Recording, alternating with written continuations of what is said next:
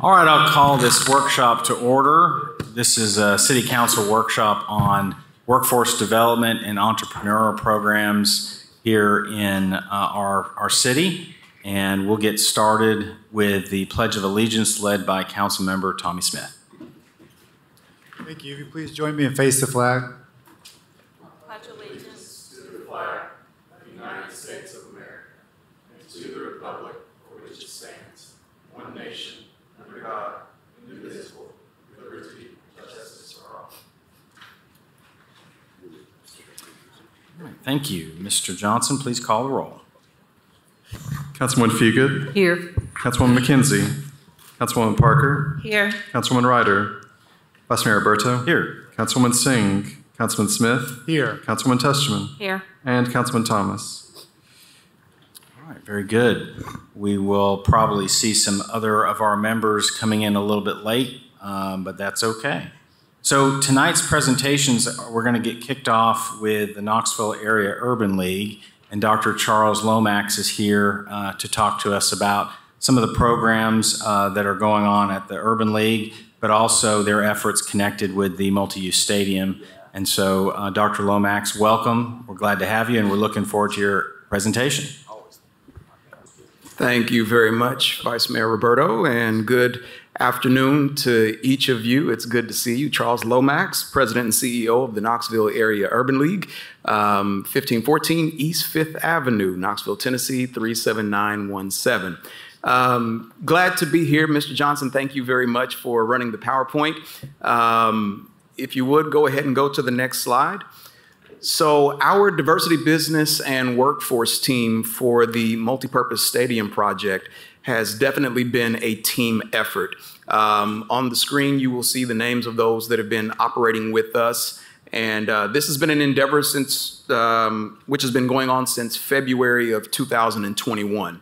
I've kind of come in on the tail end of this and have been a part of it for about 7 or 8 months. But these individuals have laid the foundation for the work that has been done thus far. And I've been honored to partner alongside them in this effort. Next slide, please. So that's okay. We at the Knoxville Area Urban League were contracted to do work with this stadium as it related to DBE engagement. And so identifying minority contractors and subcontractors for the construction, identifying entrepreneurs who wanted to be a part of the development after things were up and running, assisting with training and placement of individuals, developing the marketing and outreach collateral material for the stadium project, creating a website landing page was a part of that as well, and ensuring that all individuals, contractors, subcontractors, and businesses are properly inputted into our online data management system and submitted to our partners at our land and gym development. Next slide, please. And so thus far where we are in the process, the aspirational goal that was set was 17%. That 17% is a number that was created with our partners as well as with the Sports Authority. And thus far as the award commitment is concerned within that, we are at approximately $9.8 million worth of contracts that have been divvied. And in your packets, you will see some outreach from the months of June, July, August, and May, June, July, and August, 4 months worth of outreach that has been done and engagement that has been done with some of the firms and DBEs that are participating in and with this work. And to date, we are currently sitting at 11.3% of meeting that goal. Next slide, please. And so just to break that down, some of the cumulative DBE contracts that we're looking at are before you.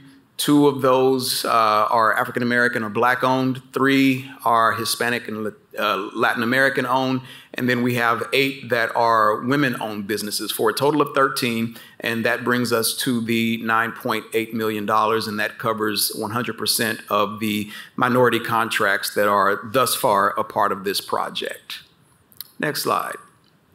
And so I'm now going to ask Mr. Terrence Carter to come forward. He is our Vice President of Business and Economic Development, and he's going to discuss a couple of our programs that are in operation that have been working with this project in particular, as well as with some of our workforce goals overall.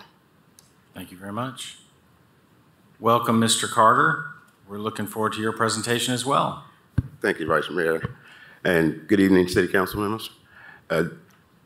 Before, during, and after the construction of the stadium project, we've been working consistently and relentlessly, I should say, to help prepare people and businesses for opportunities that will present themselves throughout this process. We have a Co-Starters program that's up, it's to my left and probably to y'all's right as you're looking behind me. Co-Starters is designed to help new businesses launch and very new businesses that are 2 years or less, help them understand what it takes to operate a business, everything from their financials, their marketing, their legal structures, and those kind of things. We do that from March to May every year, and we do it from September to November every year. We're currently in our second class for this fall cohort, started last Saturday. We got 9 individuals that are trying to start a business in that class. Next level is a more advanced 7-month program. It's not for new starters. It is for existing businesses, and there are some metrics that they have had to meet to be eligible to participate in that program. We have 5 companies that are in this particular program. It's designed to help them grow. So over the 7-month period of time, they are creating 3-year growth plans. The current class is going to present their 3-year growth plans Monday night virtually. And we also are working to try to find individuals that are interested in careers in construction. So we have a pre-apprenticeship program and we have a registered apprenticeship program designed to teach individuals how to do trade skills. It's very unique in that it's craft trade, so they get to learn all their jobs that they can do on a construction site. And then TOPI, that stands for Tennessee Opportunity Pilot Initiative. It is a statewide initiative that is trying to get people into the workforce, making livable wages. And we've been engaged in that process for about almost 1.5 years.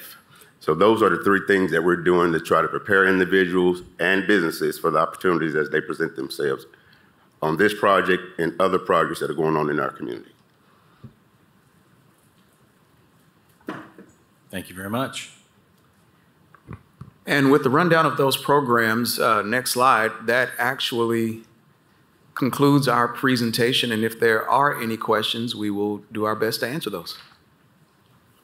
I think typically we do questions at the end of all of the presentations. So Okay. I think we'll go ahead and make sure we get everyone else's presentations in, and then we'll come back to questions. Absolutely. So thank you so much. Thank you.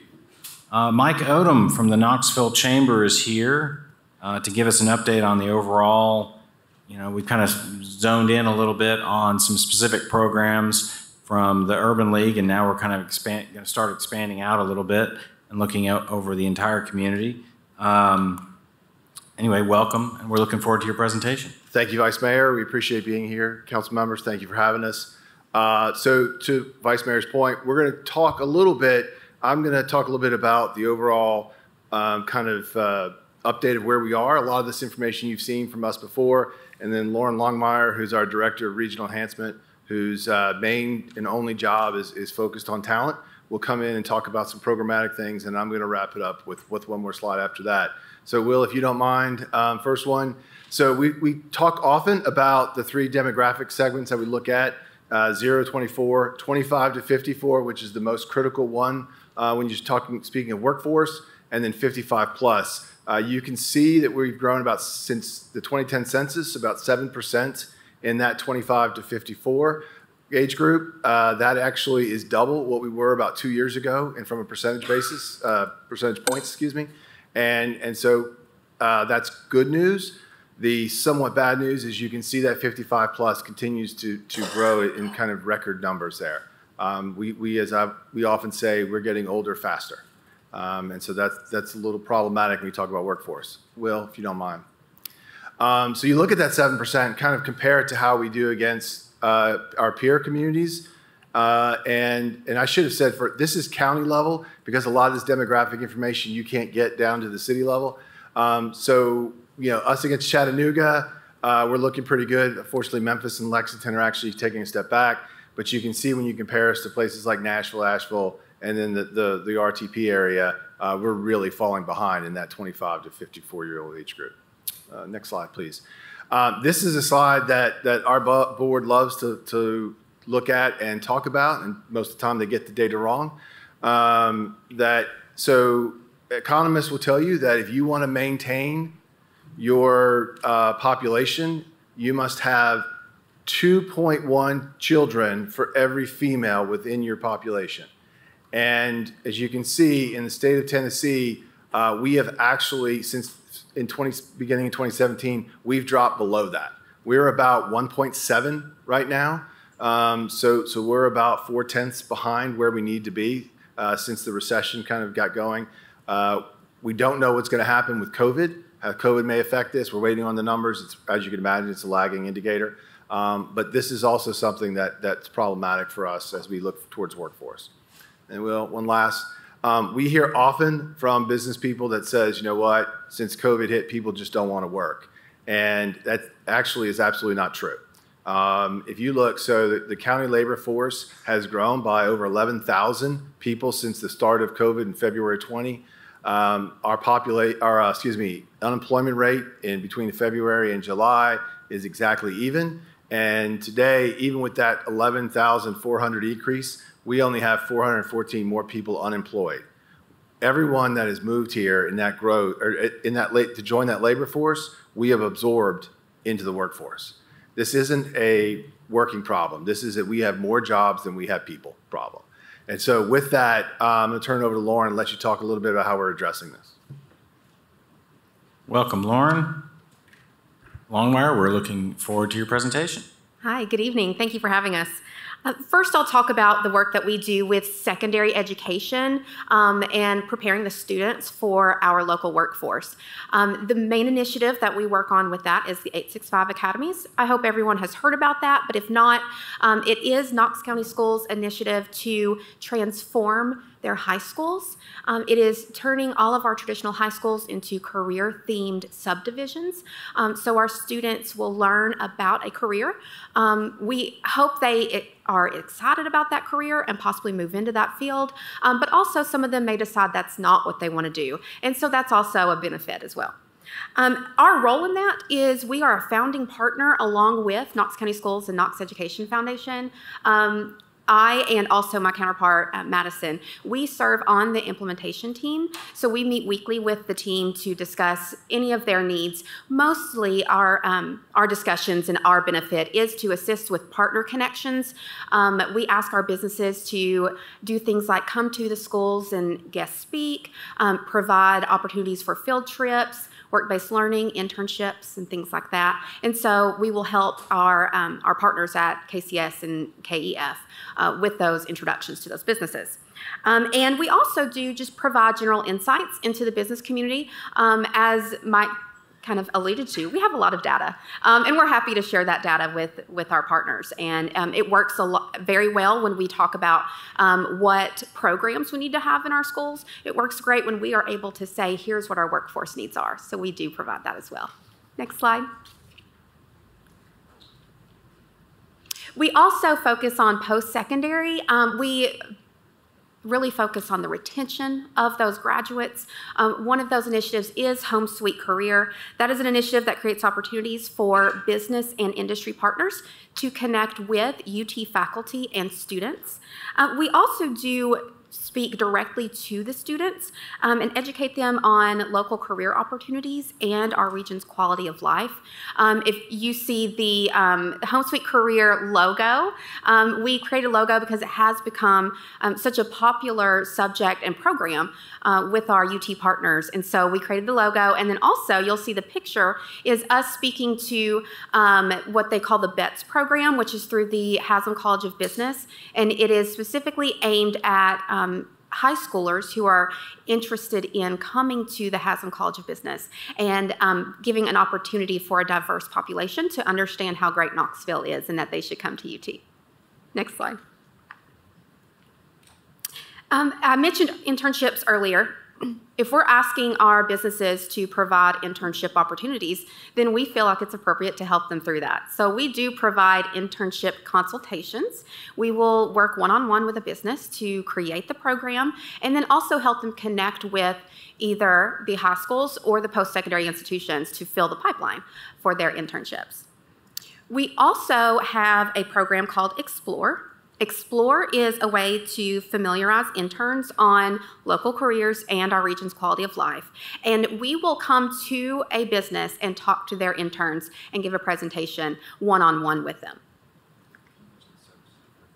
Yes, and the services are free. You do not have to be an investor with the chamber.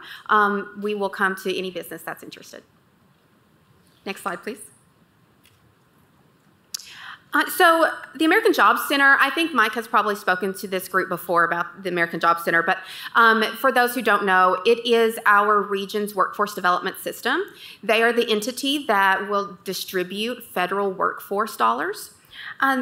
We have worked with them really for about 3 years now, having conversations about what that service delivery looks like, making sure businesses know what opportunities exist through that system for them.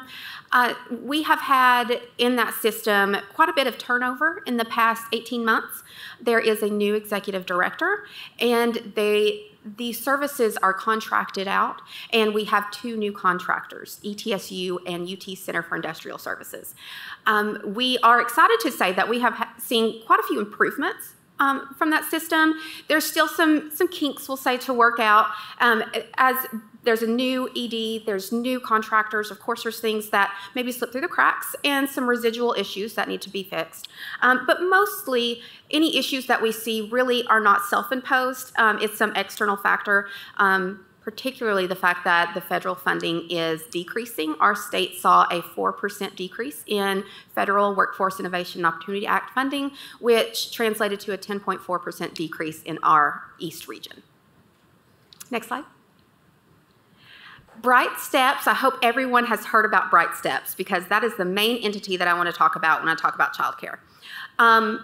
Bright Steps is through the United Way of Greater Knoxville. It is an initiative that Tennesseans for Quality Early Education put out, and our local United Way is the leading partner in that. And it is an initiative to create a strategic plan for birth through age 8, which they have done and released. And now we are in the action steps of that. One of the main action steps that we are focused on is really just increasing the capacity of local child cares and also working on the affordability of local child cares. As the chamber, we do work to advocate for policy changes that will increase the number and affordability of child care centers. And we actually just this week met with all of our state chambers to discuss how we can, as a United Front, discuss some of those policy changes. Next slide. Talent retention. Endeavor Summit is our Young Professional Summit. It's the largest one in our region. It's a full day. And this year, our keynote speaker is Coach Vitello, which we're very excited about. Topics also include the PAT Summit Leadership Group, civic engagement, and community engagement. Next slide. Excuse me.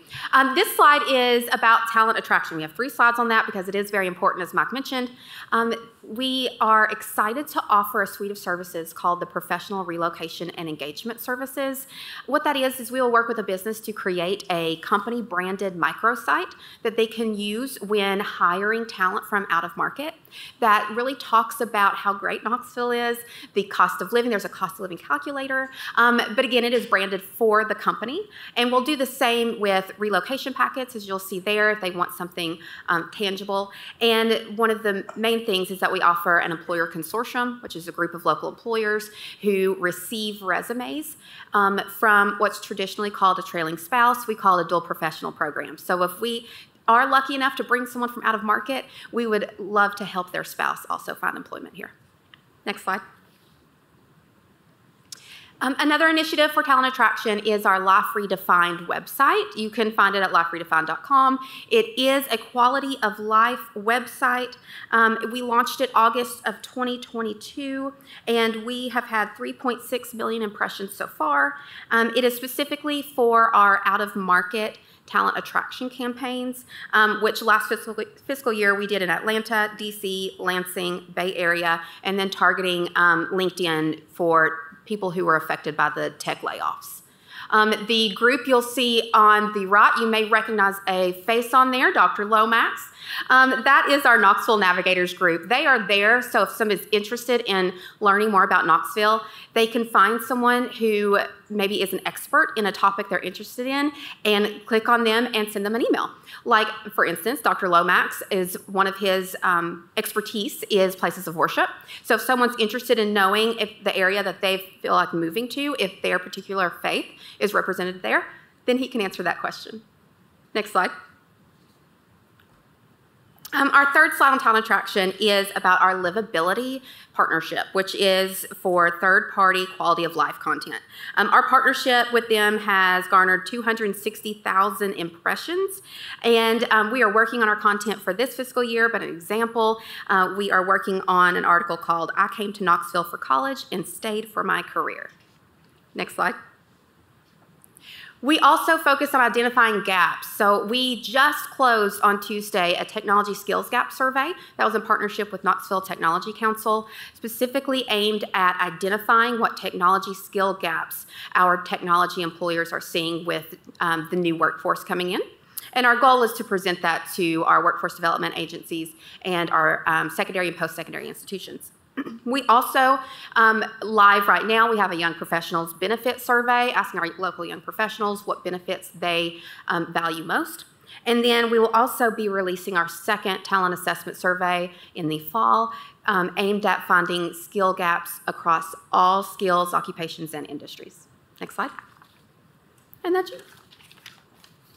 Thank you, Lauren. And very quickly, so back in November, we released some work that said, look, we know the world is changing. We see where we are falling short in certain things. We've got to have the ability to change with it. And so we recommended that the community go through what we call an economic transition and focused on 4 things. One is we really need to drive high growth companies. Those companies have the ability to grow and hire a lot of people. 2 is we need to get high wage talent. We need to create those jobs where those folks have the skills and the ability to really get a lot of make a lot of money. We need innovation startups, and then we need to attract civic furniture. We need that stickiness, that magnet that makes people want to stay in the community once they finish college or high school or whatever the case may be and want to be able to stay. So we'll go back and let Jim go, and then we'll answer any questions you may have. Thank you. Thank you very much. All right. We'll welcome Jim Biggs, the Executive Director of the Knoxville Entrepreneur Center. Jim, welcome, and we're looking forward to your presentation. Thank you, Vice Mayor Roberto, and thank you, council members, for including me in this conversation. I appreciate it. A confession to start, when Will and I were talking about this, he originally thought we might be talking about 20 minutes or so as a presentation. So yeah, there are 46 slides in here. I have no intention of going over every single one of those slides, which means, Will, man, we're going to have to make this work. We can do it. Knoxville Entrepreneur Center, many of you are familiar with the work that we do, but I wanted to give you a very, very brief overview of what it is, talk about why we do it, and then look more specifically at the programs that we're doing and the work that we're doing in collaboration with other organizations in the community that also support entrepreneurs. Let's go to the next slide.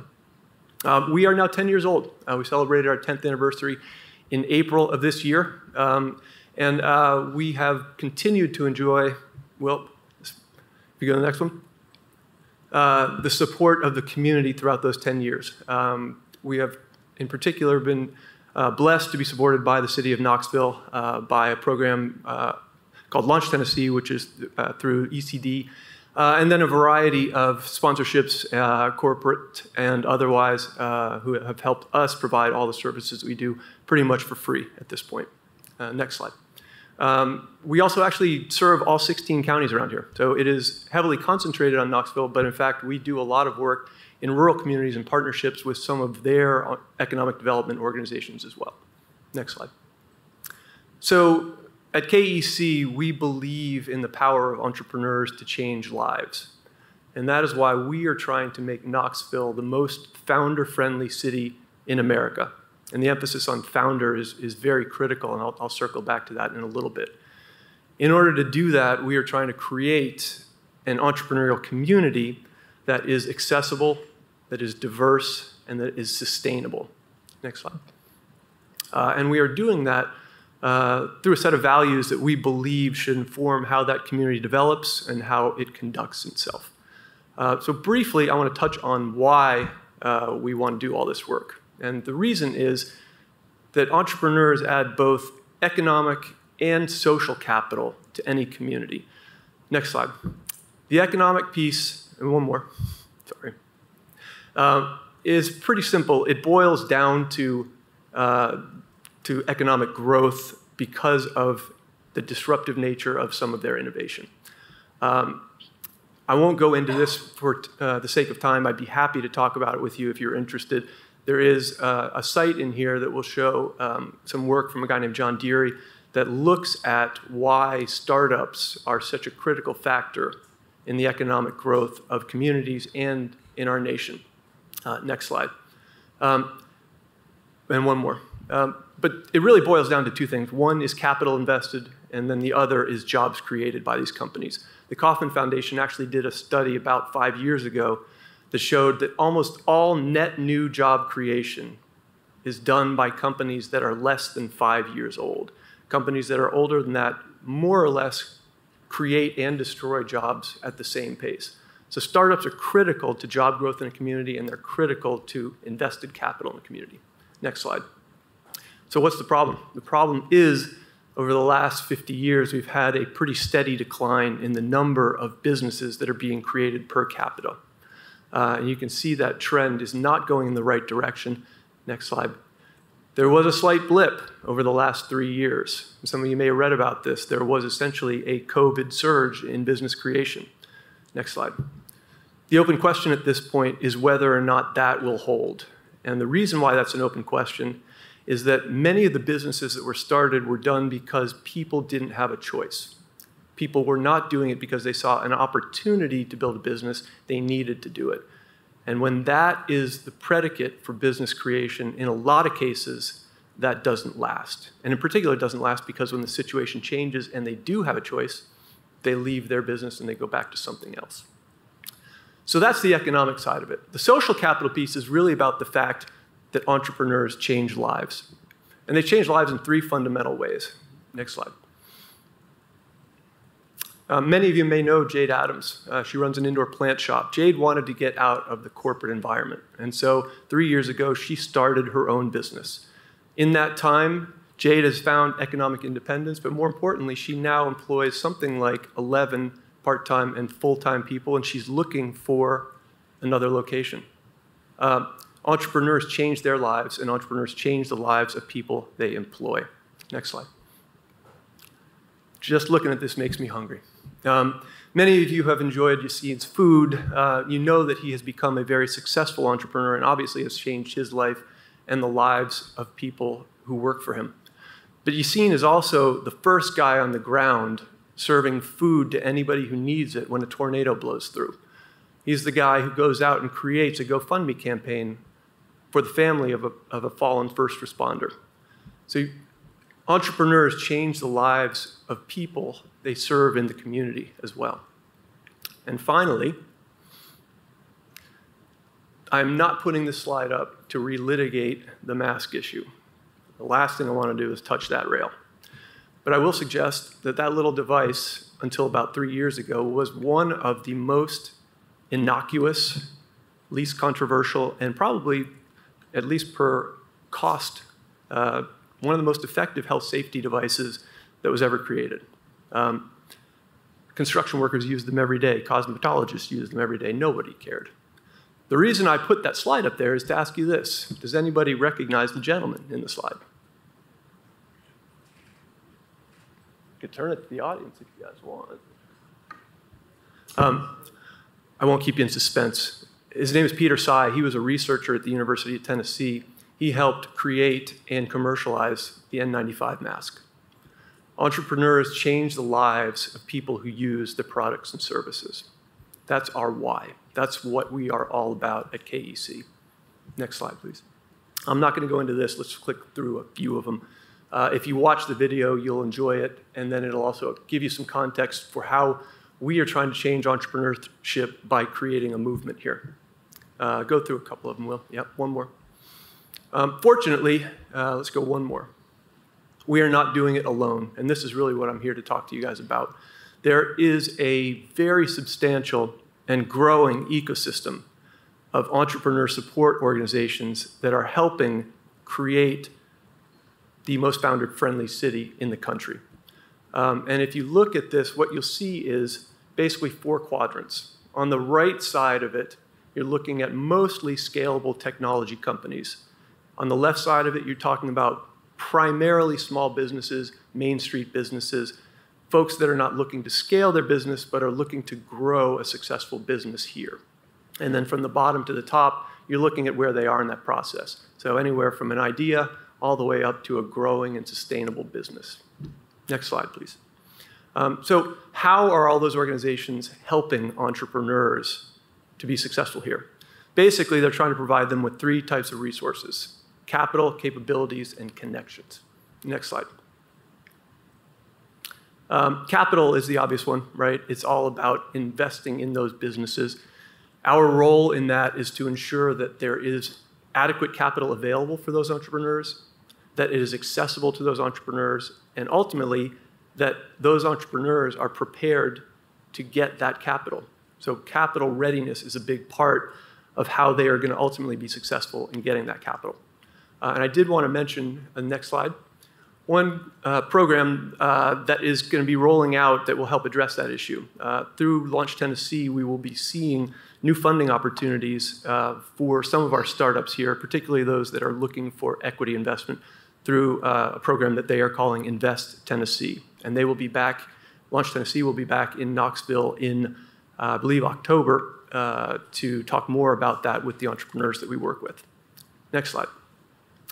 The second pillar of this is capabilities. That's really about entrepreneurial skills and having the talent in the community to be able to fill those entrepreneurial positions. And Mike and the Chamber have done a great job of addressing the talent needs that we have here and the work that they're doing to try and make sure that our startups have the people that they need to be successful. Next slide. I wanted to talk a little bit about the programming that those organizations do. I mentioned before that you can kind of divide this into 2 subgroups.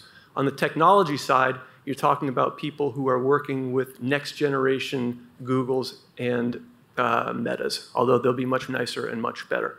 If you go to the next slide, you can see that we actually have 4 technology accelerator programs in town that are working to help those entrepreneurs improve their business model and then also connect with appropriate sources of capital. The Works program is actually our summer accelerator program. It's the longest lasted program of the 4 up there. And the companies that have come through our Works program at this point have raised in excess of $160 million in private capital from investors. Spark Clean Tech Accelerators over at the UT Research Park, they are actually having their cohort now. It's an amazing group. They are working in partnership with Innovation Crossroads, which is a program out of Oak Ridge National Lab that also focuses on energy and material science entrepreneurs. And then finally, Techstars is actually a global accelerator brand that the big 3, TVA, UT, and Oak Ridge National Lab have brought in to run an accelerator program for technology companies as well. Next slide, please. Much of that work actually gets done through a collaborative effort called the Innovate 6.5 Alliance. And I don't know if the timing was just serendipitous, but this is perfect because this happens to be the week where we celebrate all of those entrepreneurs. This is Innovate 6.5 week, and it's been a long week. I'm ready for it to be done, honestly. But it's been an incredible week. It's been full of activities celebrating entrepreneurship, and we appreciate the work that all of those organizations are doing to make technology entrepreneurs successful and visible here. Next slide. The other half of the ledger, and honestly, if you look at it in terms of sheer numbers, by volume, the much bigger part of the ledger are the small and Main Street businesses that we are working with. These are probably 97 to 98% of the businesses in this community.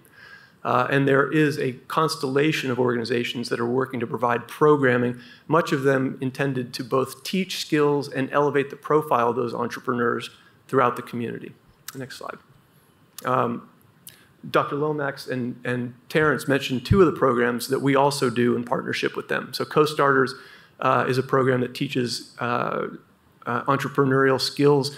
We actually share a license with the Urban League to be able to bring that program to Knoxville. Next Level is taking some of those entrepreneurs and helping them grow and scale. Big Idea is a pitch competition we do that sort of surfaces new ideas. And the Crown Pitch competition was done recently by the women, and they intend to do that over and over again, it sounds like. Next slide. So I wanted to highlight a couple of other programs here. 100 Knoxville is a program that we're doing specifically to help Black-owned businesses. We have been privileged to work with now 37 Black-owned businesses through that program, and we've been able to distribute to them $190,000 in grant funding that they've been able to use to grow their businesses. Next slide. I won't get into all the rest of the programming. Suffice it to say, we keep very busy over the course of the year. If at some point you review this and you want to talk about any of these, I'd be happy to either come back and talk with you or just find a time to grab coffee, let you know what we're doing. Next slide. Finally, Connections. Connections is really about bringing people together. A community of entrepreneurs is not a community unless they are connected to each other and connected to the other resources that they need. So this is really about building culture and also telling the story of those entrepreneurs. And there are a few different initiatives that we use to be able to do that. Next slide. I won't go into the Maker City because you guys were kind enough to invite us to come and present on the Maker City not long ago. Suffice it to say, it is one of our most successful initiatives, and we just wrapped up our 8th annual, I believe, Maker City Summit this past weekend. Next slide. Next slide. I will also mention, though, that there is one program associated with the Maker City that I think has been particularly successful. Etsy Craft Entrepreneurship, which we are now actually migrating over to be a more generic e-commerce class, has been working with crafters and artisans to be able to put their products out in the marketplace. And it may not seem like a lot to some folks to be able to bring in a few $1,000s more selling some of the products or services that you're already probably doing in your basement. But if you think about some of the communities that we serve, up in Hancock County, the median income for a family of 4 is about $28,000. If somebody is able to bring in a little bit of extra money, that is very, very impactful for that family and for the community. Next slide. I also mentioned that one of the things we're trying to do is tell the story of entrepreneurs. So we created a marketing initiative called Made for Knoxville. And if you go to madeforocknoxville.com, you will see profiles of somewhere around 300 entrepreneurs and growing that tell both the story of their business, but as importantly, the story of who they are and what their role in this community is. So I'd encourage you to check it out because there really are some incredibly compelling stories there. Next slide. And lastly, we do a lot of work to help women who are trying to help to grow their businesses as well. We have 2 initiatives in particular, Let Her Speak and Women in Entrepreneurship, that are focused specifically on bringing women together in a forum that helps them support each other and connect to resources that they need. Next slide. This is a little bit about some of the work that we do in partnership with organizations. I'll let you guys see that at some point if you want to. Next slide. So this is what we've done in the last 10 years. I mentioned somewhere in the neighborhood of $160 million in capital raised, probably over 1,800 unique entrepreneurs that we have worked with in that time, thousands of events, literally, and over 600 jobs that have been created by those entrepreneurs. So I will actually leave it there, and I will look forward to the opportunity to answer questions as you guys have them. Thank you so much. Thank you so much. Appreciate it. All right, we'll move on to council questions. Councilmember Parker, I see you have a question. Thank you, Vice Mayor. I think I'll start with the Urban League. A few questions about the stadium, the apprenticeship program.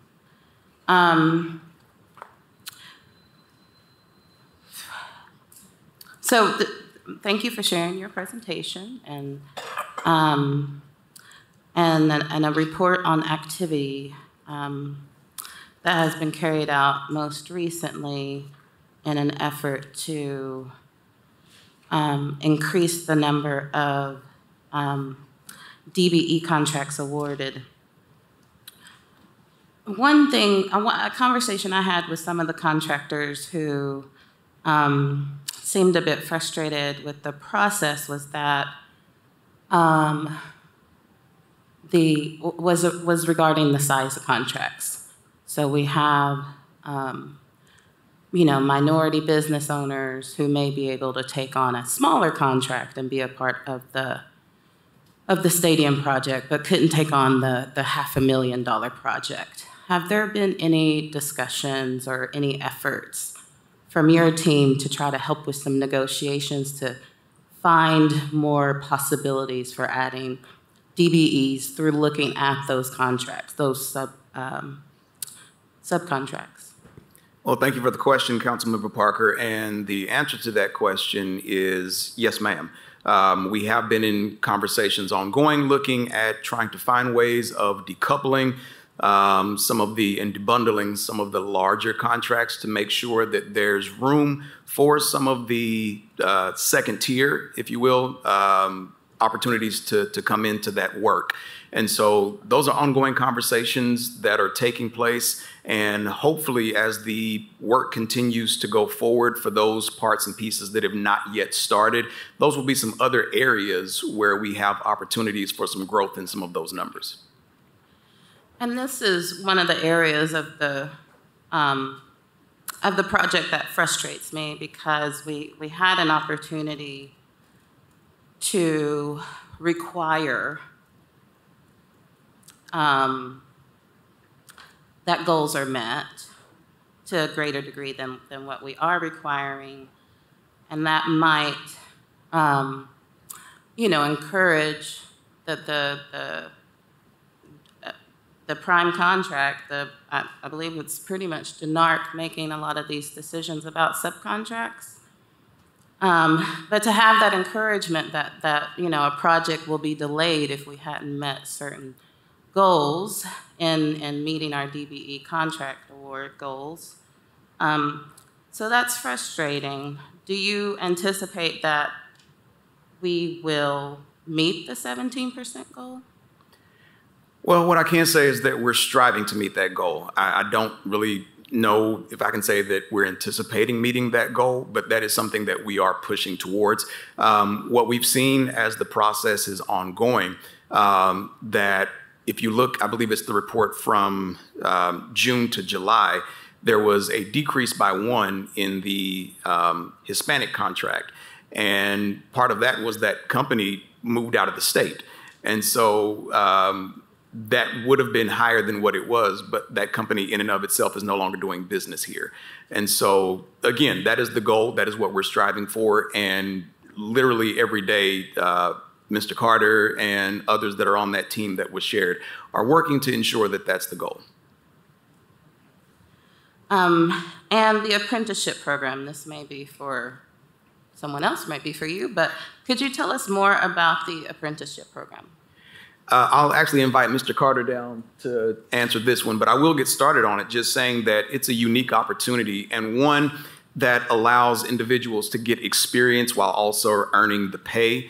And what we're really hoping to do through all of these efforts combined together is mix and mesh that entrepreneurial spirit with the actual skills itself, so that we're building from the ground up and within the community those individuals that have the skills and the mindset to go forward for the next projects that come into our community. But I'll let Mr. Carter speak more specifically to that. Okay. Councilwoman, the pre-apprenticeship program is called Level Up. It's a 8-month pre-apprenticeship training program. There's instruction 1 night a week. And then we are pairing those individuals with construction companies and they get to work 40 hours and learn and be out there getting on-the-job training, so to speak. After 8 months is up, then they will do the registered apprenticeship part, and that's done online as far as the instructional side of it. And then they continue to work, and we hope at that point that the construction companies that are working with them will hire them full-time. We have 2 other partners involved in this particular process. One is focused on the instruction 1 night a week, and the other one is focused on onboarding the individuals for 8 months, so the contractors are not at risk in terms of onboarding them, doing workers' comp, liability insurance, and all those kind of things. Now, they will pay for the labor just like they always would in any other case, but for 8 months, they get to test drive the worker, and the worker gets to test drive the company to see if they're a good fit. And after 8-month period of time, then they'll pay them directly, and the third party that we are using now will not have to do that. And is there a cost to them to participate in the program? No, it is no cost to them to participate in the program. I've got other council members with lights on, so I'm going to move to Councilmember Tessman. We'll come back to you, Councilmember Parker. Thank you. A couple of my questions were answered there, so thank you. I do have a question for Mr. Odom.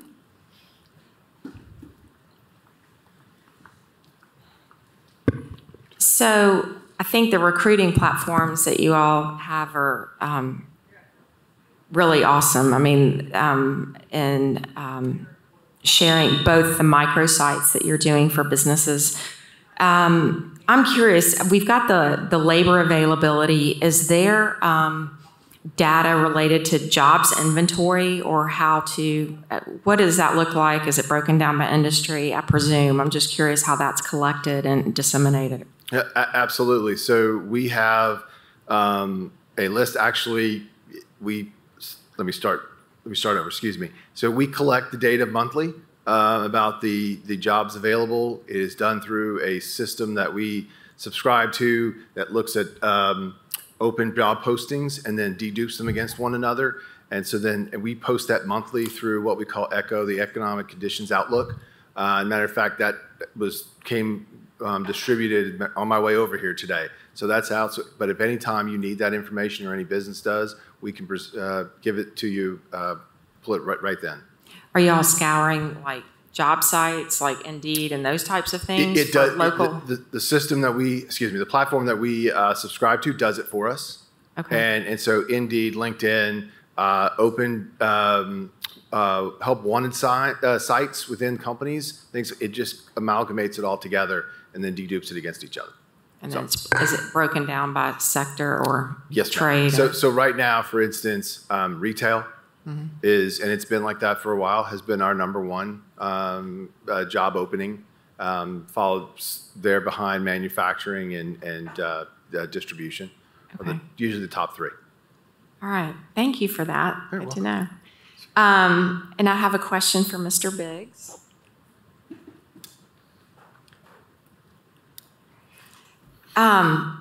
So having been a small business owner back in my day, where were you all then is my question. But how do you get the word out to small businesses in order to connect them with your resources? Sure. Yeah. Thank you for the question. So there are a variety of different ways that we are connecting with hopefully either aspiring entrepreneurs or actual entrepreneurs in the community. We have a newsletter that goes out once a week. We have a fairly robust social channels. I will confess I am not the guy to talk about that stuff, but I do know that Holly's doing a great job there. But then a lot of that work is also being talked about by our partners. So I mentioned the ecosystem of entrepreneur support organizations that are out there. And in a lot of cases, that's sort of a mutual referral network. So we are all collaborating to make sure that entrepreneurs find the resources that are right for what they need. So we are frequently sending people to the Small Business Development Centers and to SCORE and to the Urban League, and they are also referring people over to us on a regular basis. So a lot of it is coming in because we are working collaboratively with an ecosystem of organizations that are looking to make sure that those entrepreneurs get connected. Okay. Thank you very much, and really appreciate all 3 presentations. Great information and great insight to what you're doing. So thank you. Councilmember Fugit. Thank you. Urban League. So Terrence and Charles. I don't know which one of you will want to answer, so you might as well just stay close. Question about the percentage of trying to get minority contractors and subcontractors to work on issues. And one of the things I also heard from some folks was that a lot of the larger, more successful minority contractors were busy with other projects. And so while we might, they didn't have the capacity to take on additional ones because of labor force, which makes me talk about this apprenticeship program. So how do you find people to participate in this, and how old do you have to be? I mean, if it's 40 hours a week, I assume you've got to have finished high school. So to the first point of your statement, yes, ma'am, that is one of the things that, we've heard as well, that just in the process of needing to keep people employed and making sure that they had work, that a lot of individuals that were interested in work took on other jobs as well, and just capacity-wise did not have the opportunity to do both. And somewhat to the flip side of that, one thing that we also heard just from individuals coming through our courses and classes that we were doing, particularly Next Level, was that they were interested in doing something with the stadium, but just realized that they, even though they had the time, did not have the capacity to take on a task as large as that. As far as the qualifications for the pre-apprenticeship program, I'm going to ask Mr. Carter to come back for that one. Thank you. Thought y'all would have to tag team. Thank you. Councilwoman. So the way we try to recruit individuals is we got nonprofits that we collaborate with. So Knox Leadership Foundation has a program called Knox Works. We reach out to them, and we've had some of their participants finish their program and then come on with trials. And then we also touch a lot of grassroots organizations that work with individuals 18 and older that are looking for jobs and having a hard time doing it. But it is a very strategic and targeted effort in terms of trying to find people who actually want a career in the construction industry and then progress in that career. Yeah, I mean, the construction industry is wide open, and many an entrepreneur starts by being a tradesman. And That's then correct. they open their own business and hire more plumbers or more carpenters, and that's how That's exactly some of right. these big electrical firms that we have in town started. Was one guy was an electrician, and then he hired another, and then another, and that's kind of how that works. And we have several individuals that are doing just what you just said. Okay, and you said they're paid, and they are 18. Is there a maximum capacity of how many people can be in the program at any one time? Well, it's not a maximum that's mandated of any kind, but we do try to keep it to about 15 or less, So that because they- that way they can get the attention they need, particularly if they're, need more attention and time in one area versus the other area, or different individuals need more time for certain reasons. Great, thank you. You're welcome. I'm done, and I got a minute and 17 seconds left, so the next question is for the chamber. When we talked about that there are plenty of jobs and plenty of people who want to work, it doesn't feel that way as someone who tries to hire. So have you done any research, and this may be a we have to have lunch kind of conversation about where the disconnect is coming from? Is it types of jobs? A lot of women, COVID was the women's recession.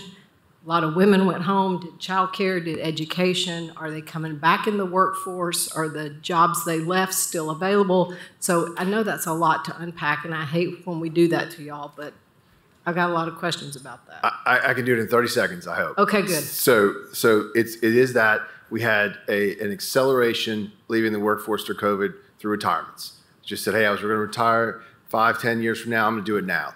We had, as you said, women were the #1 leavers of the workforce, the labor force through COVID. They have not come back in the same numbers. And the third part of this is we have a significant amount of people who during COVID have used this to upgrade their position and or their compensation. And that's where we're finding the biggest piece is why am I going to go for this job when I can do this job over here and get paid a lot more? So the positions that are mainly open are those that pay less, not uniformly, but for the most part. Okay, I have more, but that may be for another day. Happy to go to lunch. Councilmember Smith. Thank you, Vice Mayor. I have a couple of questions for the Urban League. So back to the mic, if you would. Councilwoman Fugit referenced one of the reasons why maybe some contractors weren't able to participate, one being that they had bigger contracts elsewhere, or some, you mentioned one of them moved out of town.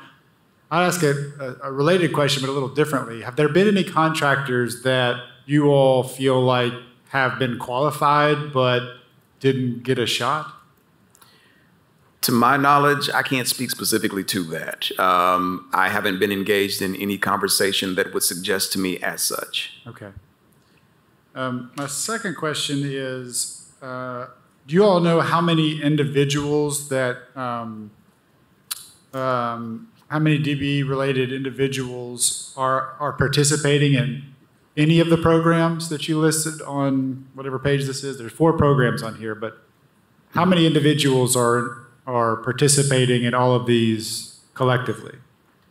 So currently we have in our co-starters course 9 that just started last week. We're entering into the second week of that. In Next Level, I believe we currently have 5 in Next Level. With our TOPI project, that number is constantly changing. That is a collaboration that we have under the umbrella of United Way, and along with that, it is us, Central Hispano, YMCA, YWCA, and the Boys and Girls Club. And so individuals coming in that program are there, but they're not necessarily related to the stadium project in and of itself. Okay. I guess what I'm trying to get at is, if not now, maybe down the road, it would be good to know how many individuals you all have helped as part of this scope of work, start to finish. Absolutely. That's a number that we can get you. Okay. You don't have to have it today, but just I think it's important for folks to know.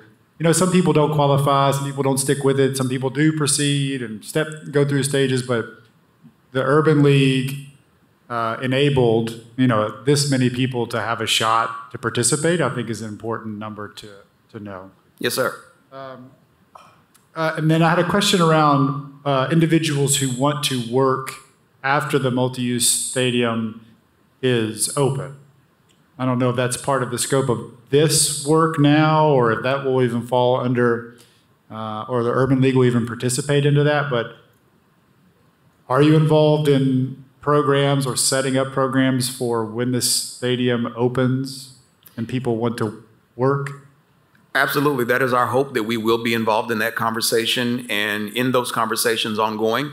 And we would definitely want to be at the table and in those discussions to ensure that as the stadium is open and up and running, and you have opportunities for businesses and restaurants and other entities in and around that area, that's something that we can be a part of. But currently, the Urban League is not under contract to do that service for the sports team or any other business associated with the stadium? The contract that we are currently under will be running out next year, and so I hope that that is something that we'll be able to do ongoing. Okay, thank you. Yes, sir. I may be able to get through all 3 in 5 minutes. Mr. Biggs, just a compliment. No, rest yourself. You've had a long week.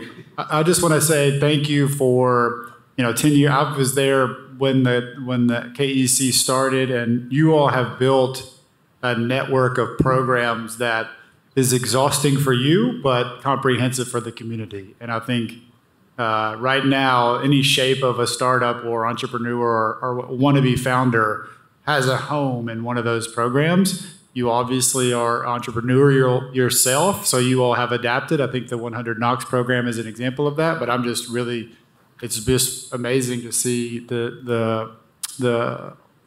all of the options if you have an idea, you have support. So thank you for building that. And Mr. Odom, just real fast, in 30 seconds or left. I know we discussed 3 buckets of age groups and population growth, but I was digging into census data for the past few months, and it looks like we do a good job with bringing in young professionals after that kind of college dip, if you will. I think the census data that I found was 72% of kids that grow up in Knoxville stay here. But the people that move here, we obviously lose a certain amount after college. I guess I would just say it seems like post-secondary retention continues to be like the top priority. Working professionals come back here, like I said, and they end up in the county after retirement. So the Home Sweet Home Career is a program focused on that. Can you talk a little bit more about how that's going and any other efforts at that post-secondary retention? Yeah, Home Sweet Career has been a very surprising success. And I don't mean that like we didn't think it would be successful. We've been a little surprised about how successful it's been. It's very new, so it hasn't scaled yet for the numbers. So I want to temper anything with that. This goes back to the old adage: it's a lot cheaper to keep a customer than to go get a new customer. We have got to keep these kids here.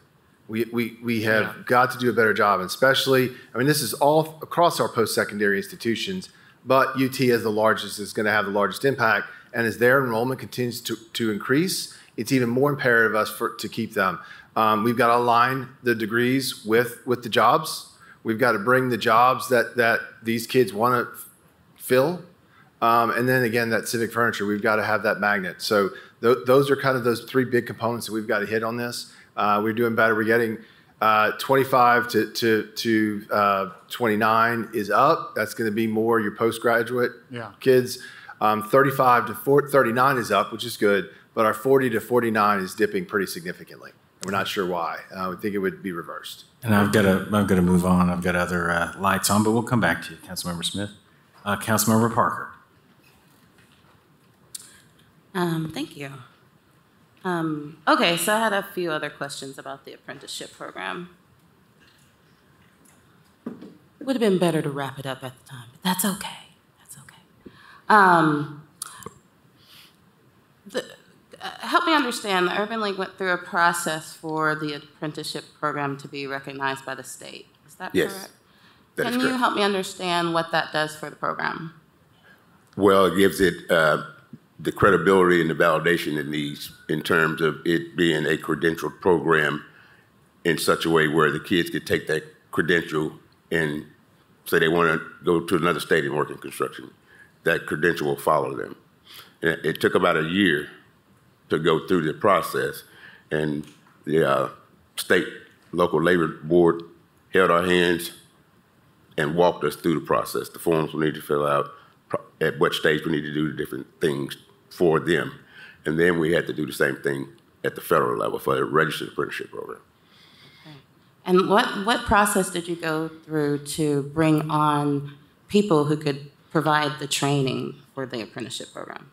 So there's an organization called Building Traditions, and the instructors that are teaching the class, they are a part of that organization, and they've been doing that for a while. In fact, they were doing that and continue to do that just as an organization. We just happened to get lucky, and they wanted to partner and collaborate with us in this endeavor. And part of that, I think, for them was, as we understand it and have been told and informed, construction craft trade training is unique in and of itself. And this will get the people involved or the participants that will reach their apprenticeship level in 2 years versus 4 or 6 in some other trades. And so my colleagues asked some questions that help identify who the candidates are for this program. What I'm trying to imagine is they're recruited into the program, and then the program goes out to look for the jobs. Well, we're actually trying to do that simultaneously. So we have flyers and material that we have prepared for construction companies, and we did the same thing for program participants. So we're doing them both simultaneously. As we speak now, Building Traditions and Urban League are calling some of the primes on the stadium project in particular to see what their workforce needs are, how many people they need, and what type of skills they need. And then we're trying to work to get that aligned. Okay. Are you seeing applicants for the apprenticeship program leaving another job to join the apprenticeship program? Do they keep their job? Have not seen them leaving other jobs to do the apprenticeship. Most of the time, they're looking for a job, and that's why they enroll in the apprenticeship. Our real challenge is making sure we can find contractors quick enough, because every time they walk through our doors, the message for us loud and clear is, we needed a job yesterday. So if the contractors are not right there and have that workforce need right then they will continue to try to find another job. Okay. Thank you. That helps. You're welcome. Okay, now I have a question for all three organizations, more so for the chamber and the Entrepreneur Center. But I'm wondering, with our need to attract and retain more professionals in their 20s and 30s, do we have leadership of that age group working on this issue within your organizations? We do. From our organization specifically, Lauren and some other members of our team are very targeted on this, focused on this. We have been really working with young professionals, Knoxville YPK, trying to help build their capabilities to build, one of the problems with young professional groups is it's usually volunteer. And as they move along the professional ladder, they move on, and so there's a lot of instability all the time. So we're trying to fill in with that instability, add some stability there. And so our team is working very closely with them to do it, to kind of be able to help them grow this and really get more young professionals involved, so that it does become a little bit more sticky and they want to stay. And if they have job offers from here and somewhere else about the same job, same pay, they'll want to stay here because they have those connections. My time is running out, so I'll... Well, you did ask a question. Do you want each of them to answer it before your time expires? We can have the other two answer the same question if you want to. Sure. Well, okay. Sure. I don't know if that's a focus of the Urban League, so that's why it's not necessarily directed towards the Urban League, but I know... Well, I'll jump up and talk anyways. Sure.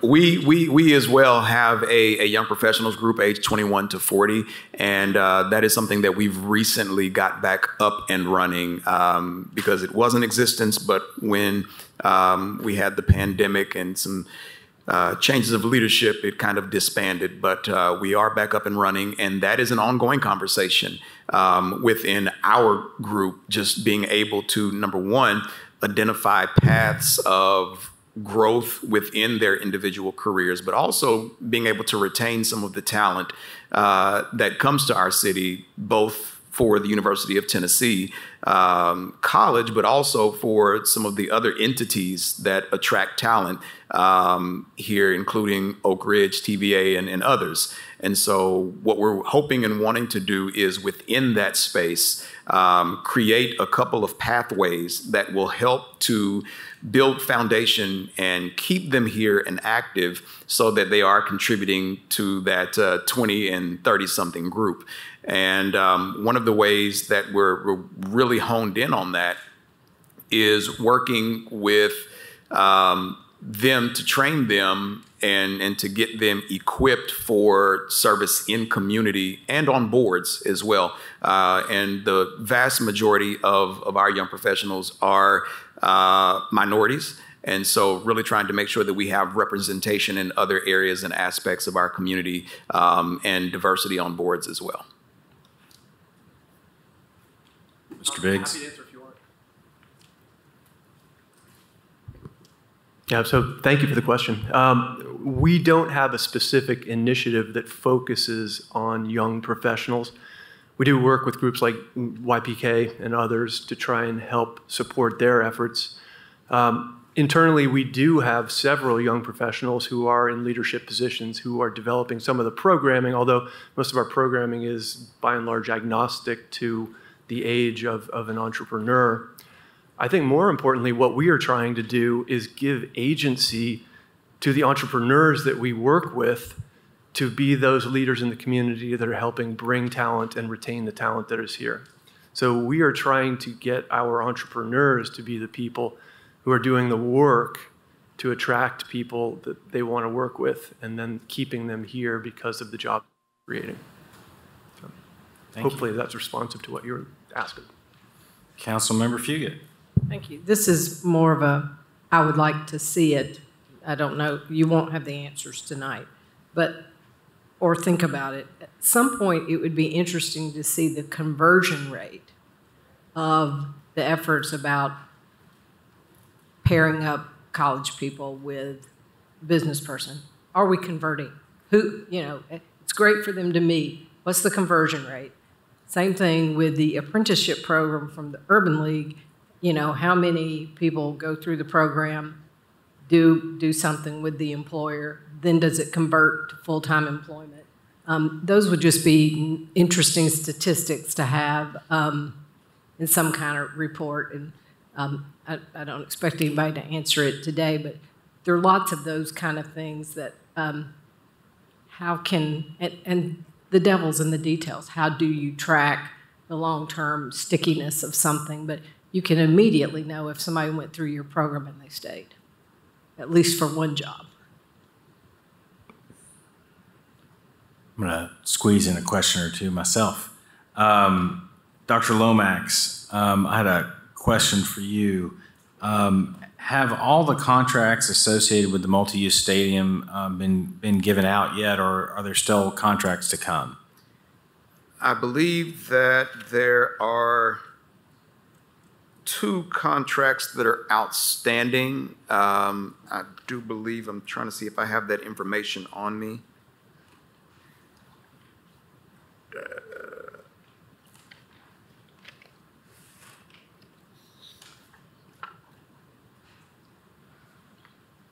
I don't have that on me, but I do believe there are 2 that are outstanding, but I do also believe that those contracts are in the works. They just haven't been signed. Okay. So there's still contracts out there yet to be assigned or I guess, worked on in that sense. Yes, I do believe that is the case. I just don't have that on me. Okay. I appreciate it. You can always follow up with us afterwards and let us know. Yes, sir. Excuse me, Vice Mayor and go ahead. Dr. Lomax. On the July 2023 report, I think this may be contract status, number of contracts to be awarded. There does state that there's 2 to be awarded and that 28 have been awarded. Okay. So 28 have been awarded and 2. I believe there are 2 still outstanding, yes. Okay. Thank you. Thank you, Councilmember. Another question was, do you have the programs that you all went over?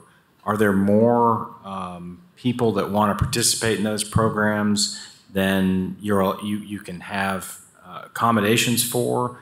Or do you have a waiting list? What are you looking at there with just all of your programs, not anything specific, just all of the ones you talked to us about? So we're always in the process of recruiting and trying to get individuals to be a part of our programs, co-starters, next level, the pre-apprenticeship, and the TOPI work, Tennessee Opportunity Pilot Initiative. That's an ongoing thing where people are consistently coming into that. With our other programs, there is a definitive start and a definitive finish date on those. And so we are in the process of always looking for individuals to come into that next cohort. And so as has been shared, we just started and had our first cohort this past Saturday for the current co-starters class. And that will go on for the next 9 weeks. It's a 10-week program. And so we do 2 cohorts a year. And so this is our second of this year, and then we'll kick off again in 2024 for the next cohort. Okay. I was just getting a sense for demand. Do you have more folks that want to do it than you have capacity for? It's obviously you're constantly looking for more folks to come into the program. So just looking for what you're seeing out there, especially given the information we received about there being more jobs out there than we have people currently. So, well, I will say this: we have not yet reached our capacity, and that is a good problem that I'm looking to have. Okay, good. And then I'm going to make mine very abbreviated because we didn't get my clock started on time. Mr. Biggs, you had mentioned in your presentation that the startup density is not, is dipping, I think is the word you used. Was that a local statistic or is that a national statistic that you were showing us? The chart that you saw was a national trend, but it is reflected in the local economy as well. So that is an aggregate across the entire U.S., but there is almost no place that has not seen that trend or something very close to it. Okay. And I guess in your experience just here locally, are you seeing that as well, that, you know, we had a surge during COVID when maybe people were afraid that their jobs they wouldn't be able to come back to, but then starting businesses, are you seeing that dip here locally, just, you know, anecdotally as you're looking at not necessarily the data, but just what you're seeing out there? I don't think we've seen as big a drop-off as I might have expected. The chart that I showed on that one was also from the Kauffman Foundation data, and they call it their opportunity index. And essentially what it looks at is the number of people who started a business that were not looking for work or unemployed at the time. And they showed a significant, if it drops, it basically means that more people are going into it because they did not have any other alternative. For us, I've seen fairly resilient businesses and fairly sticky businesses. So a lot of the stuff that we saw get started over the last couple of years, I think Jade Adams is a good example of that, have actually become sustainable businesses that people are holding on to. But that trend also tends to play out over the course of 3 or 4 years as jobs recover and other things happen. So it may be too early to know. Okay, thank you for that. I'm going to stop my time at that point and call on Councilmember Parker. Thank you. I'm still on the topic of young professionals and hearing solutions proposed for how to retain or attract. But I'm a little concerned because it's not necessarily overlapping with what I'm hearing in the community. I'm sure that you all are, you know, well informed by, you know, evidence-based reports that you're following, and I'm listening to what I'm hearing in the community. But the civic furniture is an interesting one. Yeah, can we talk about civic furniture? Now, what type of amenities are you including in that will, you know, appeal to this demographic? Yeah, Councilmember Parker, it's a great question, and it's one we get often, obviously, because we bring this topic up. And the answer is we don't have the answer. Mm-hmm. So I'm a 50-year-old white heterosexual male. I'm not exactly the target audience for this. What we want is the community to start to tell us, hey, if I'm going to stay, these are the types of things that I want to see in my community in order to be able to do it. Now, and so that's really what we're doing is the outreach to say, what do you all want to see? What will help you stay? And we've just started that work recently, so we don't have any really results at this point. Interesting, gotcha. I do think that there could be some greater collaboration when it comes to these discussions between, you know, the work that you're doing, the work that we're doing, the work being done at planning, et cetera, because I see shifts being made in Knoxville that are moving it away from the city that, you know, I ran around in as a 20-something-year-old who worked downtown and had multiple places to go for entertainment. Now, a lot of people think downtown was dead 20 years ago, but we had multiple dance clubs downtown, and that is something we've moved away from as a city. That's just one example. What I'm hearing from, you know, folks is that things like baseball tends to attract an older audience rather than the younger audience. So I would be curious of what data that you are able to gather around this topic, because it seems like we're saying we want to keep young folks here, but we're committed to a sleepy town kind of vibe. It's a good point, and so just to use the two examples you mentioned, so the ballpark, it's more older in terms of family. In terms of 30-something is typically the demographic that a ballpark of that will attract. And other communities I've lived in, that's what they drew. The younger things, like you mentioned, the dance clubs. That's really where we want the free market to come in and say, hey, we believe there's enough demand here to open a dance club, and we want to put it right here. So that's where, for us, it's not going to be, hey, we're not going to go in, open that club. What we're going to try to do is retain and attract the young people that will make the economics work for an entrepreneur to go and start that business there. And so there's a different kind of, there's an alignment that has to happen.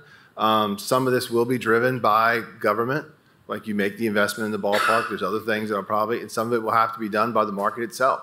Some will have to be done by the business community. It says, hey, we believe this, even though maybe the economics aren't perfect, we think our community needs to do this, and so we want to invest in it.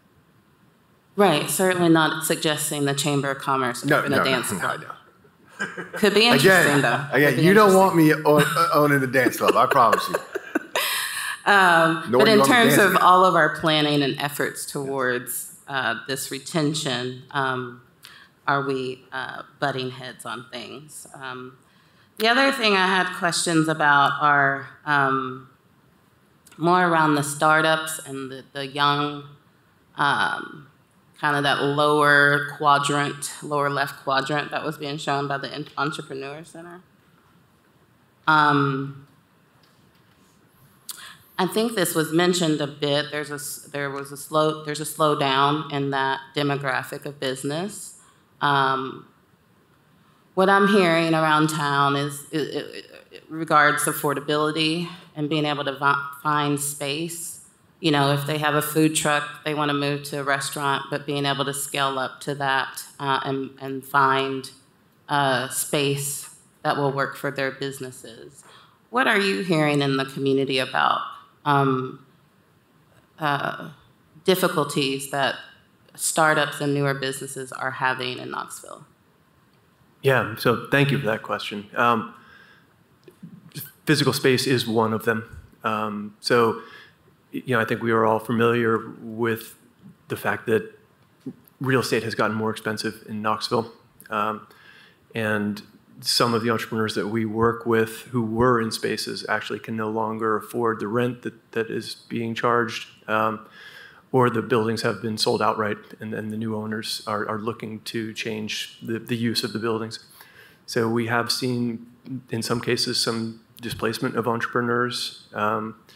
They tend to be small businesses. You know, you mentioned food services in particular, but you know, some of the other services businesses as well.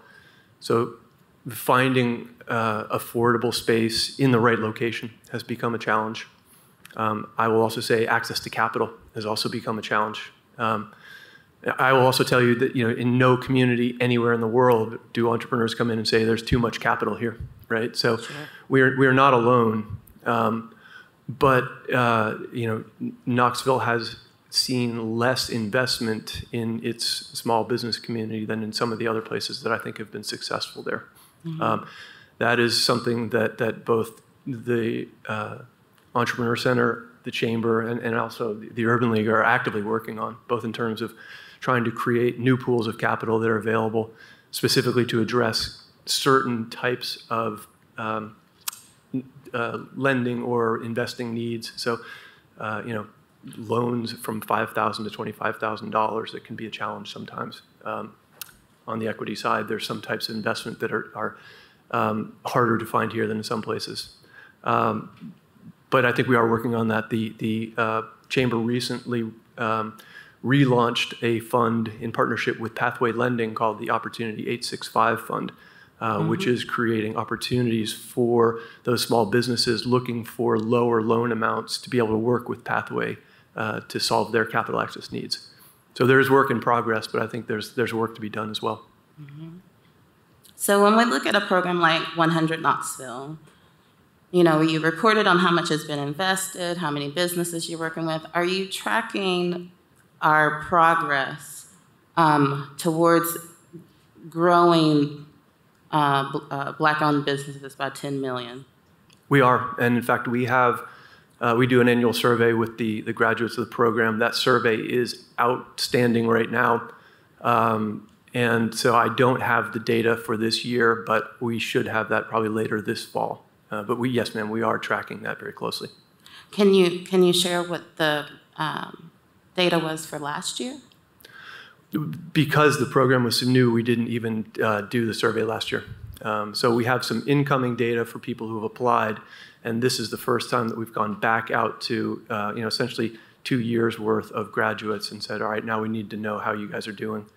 The first year, so if you think about where we were after the first year, some of those folks had only been done with a program probably for 5 weeks. By the time we would have been surveying them, there wouldn't have been a meaningful increase in anything relative to where they came into the program. So we've been giving it a little bit of time to be able to have some progress against those goals. What concerns me about our commitment to these programs and ensuring that we have a commitment that will ensure they are successful is that, we create an expectation in the community when they hear, 100 million going towards the African American community, 10 million going towards Black-owned businesses. And after a few years, they think, well, goodness, we have invested and focused so much on this minority community, we need to shift our focus elsewhere.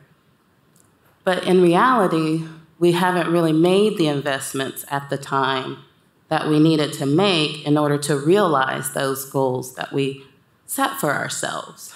So are you feeling confident at this moment that the level of investment that's being put into that 100 program will result in that 10 million in growth? We are certainly optimistic about that. It was an ambitious goal. I think we wanted to shoot high, but we also do have some entrepreneurs who have come through the program that I believe will make a substantial sort of impact in our ability to get there. I think as with any aspirational goal, there are no guarantees that we will get there, but we are going to work our best to do it. Is there room to reevaluate, especially with the rising cost, with small businesses losing their spaces, to think about how, assistance can be provided perhaps at a higher level now to keep some of that displacement from happening, so that participants in the program are able to continue forward towards that goal? So I guess I'll answer that in two ways. First, we are constantly reevaluating the program and looking at whether or not we think both the way the program is structured and also the way that we are offering funding to those entrepreneurs is meeting the goals that we hope to achieve. And in fact, we are in the process of rebuilding some of that right now, and we'll be able to share more about that probably in early 2024. The second part of it is we don't have the resources at KEC to be able to make that happen right now, but I would certainly welcome it. So if there's a conversation about being able to add more fuel to the fire, I'm absolutely open to that.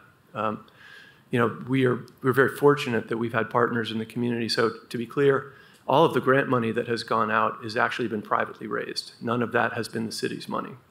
The city has been able to provide us with some operational support, but the grant money is actually coming from corporate sponsors. Many of them are very happy to be a part of the program, but I don't know that there's a lot of capacity to increase that giving. So I think we'd have to be looking at other sources of capital for it, but I'm certainly open to that conversation and would welcome an opportunity to do even more to support those entrepreneurs. Okay, thank you. I had a question for each of you. Thinking about the changes that are going on in the overall economy now, and certainly we're going to see accelerate into the future. We're certainly seeing the emergence of artificial intelligence to a much higher degree. We're transitioning from the information age to the imagination age. I wanted to get a sense from each of you about what you're seeing in the workforce in our community, particularly thinking about the jobs of today and certainly into the future. Kind of skills that you're seeing out there, skills that we need to be shoring up or improving on, resilience, adaptability of the workforce, creativity, imagination. Obviously, when you're talking about entrepreneurs, and folks that are getting businesses started, there's an element of creativity and imagination that's going on in that, and skill level in order to be able to get to that point. But just if you each could just take a moment and talk to us about your experience, what you're seeing on the ground with the workforce that you're exposed to. We'll start with the Urban League. Go ahead. We were sitting here jockeying who was going to go first. So one of the things that I think that we've seen, and primarily in our, not necessarily even workforce components, but in our youth and education efforts, we're seeing a need for our young people to continue to learn technology even as it continues to evolve. And that's an area where the vast majority of our grants and funding that are coming from for our youth and education components is focused in that they want us to really hone in on the technology aspects of how we're evolving as a society, as a culture, and really making sure that we have a youth base and a rising workforce that's going to be able to understand that. While that is the case, I think kind of going back to conversation that we've already been had, we're seeing that there is a huge need for skills and trades within our community. And that's something that we're seeing in conjunction with the stadium project and beyond. And so that's an area where we're going to continue to focus and make sure that we're ensuring that that's a space where people can operate, because again, that's a need, and it's also a need that's going to produce an opportunity and wages that are comparable to that of a four-year degree, if not better in some instances. And so we're seeing a rise in technology, but we're also seeing the skills and the trades rising as well, especially as we're digging deeper into the work of the stadium. Thank you. Mr. Odom. Thank you for the question, Vice Mayor. So what we're seeing is we knew that there was going to be a push to automation as we move towards this imagination age, as you said. We're seeing it escalate faster than we anticipated. We have companies coming to us that, hey, we've been trying to hire people now for a few years. We just can't do it. We're going to automate this process. AI has accelerated even further. So even now the numbers don't even justify what we're seeing in generative AI, right? It's been coming fast and furious. We know that the vast majority of jobs that are going to be available in 2030 have not even been invented today. And so we have to prepare for that. So Charles mentioned a little bit of it, is we're hearing from employers, and Lauren mentioned this, our work with 865 Academies is another part that we have to do, is we have to tell these kids, this is what's coming. These are the jobs that are going to be available. This is going to be the availability of it, and this is the compensation it's going to pay. So you need to start building these skills as they select the academy pathway they want to go through. And then the last piece of that is we've really got to find and identify and really go after those jobs that are going to succeed in that period. Those companies that are going to have those roles are going to be critical, because for us to be able to succeed in this next generation, this next industrial revolution, we've got to have those roles and that talent to fill it. Thank you. Mr. Biggs? Yeah, thank you. So I guess Mr. Odom and Dr. Lomax have covered most of it. Let me add two things. One, technology evolving is not new, right? We've been doing this for 150 years now. It's the application of technology that really matters. And so if you're looking specifically at something like AI, AI is going to displace some jobs. It's going to change how we work, but it also opens up an opportunity for people who know how to work with that technology to create new jobs, the jobs of the future, right? So understanding the application of evolving technology, I think, is the way that we can really help people be successful going forward. The other thing that I think that is both a threat and an opportunity that we've seen is that remote work is not going away.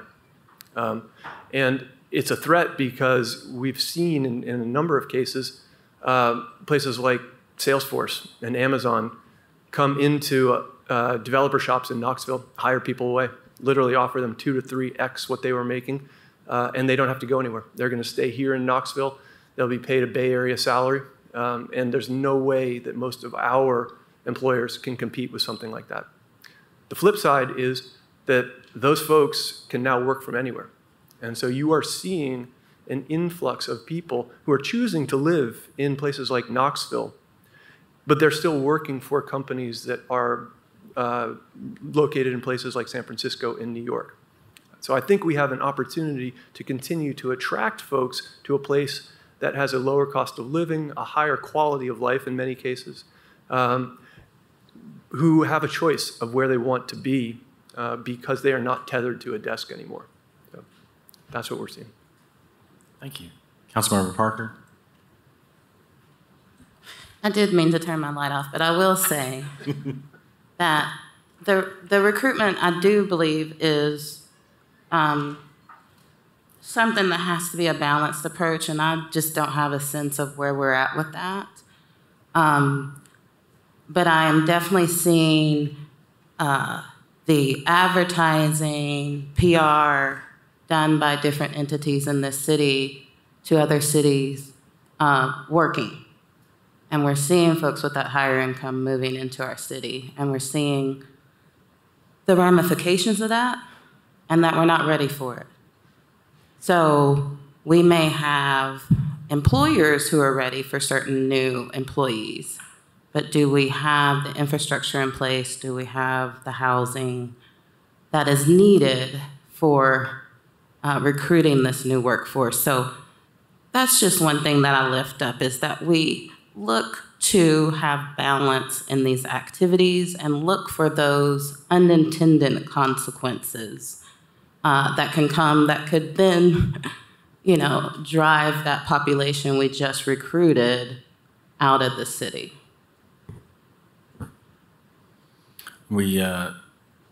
I think many have said this before, but I think the secret is out about Knoxville and our quality of life. And, people are, just like each of you had talked about, making determinations to move here. And there's, like Mr. Biggs was saying, opportunities for work that is not, that's remote, and you could really work from anywhere.